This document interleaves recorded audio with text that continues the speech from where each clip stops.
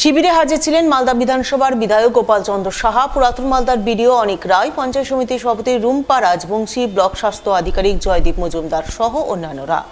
তারা সকলে মিলে স্কুলের 12 থেকে 18 বছর বয়সী ছাত্রীদের নিয়ে শিবির করেন।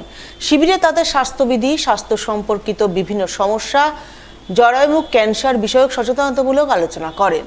জরায়ুমুখ ক্যান্সার প্রতিরোধে মেয়েদের টিকাকরণ করার ব্যাপারে সচেতন করা হয় বলে জানা গেছে।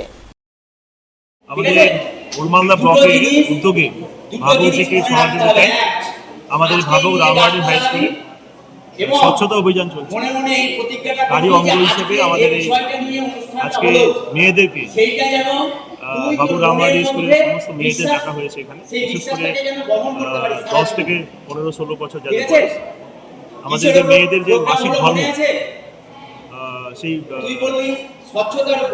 বিষয় নিয়ে আরো অ্যাওয়ারনেস যাতে মেয়েদের মধ্যে গড়ে ওঠে, বিশেষ করে গ্রামের মেয়েদের, এবং তারা যাতে মাসে মাসে যে পিরিয়ডটা হয় সেটা তারা যাতে স্যানিটারি ন্যাপকিন ইউজ করে এবং সেটা নির্দিষ্ট টাইম অন্তর চেঞ্জ করে, সেই বিষয়ে আমরা সেখানে আলোচনা আমাদের হলো, সেই বিষয়ে অ্যাওয়ারনেস প্রোগ্রাম আমরা করলাম।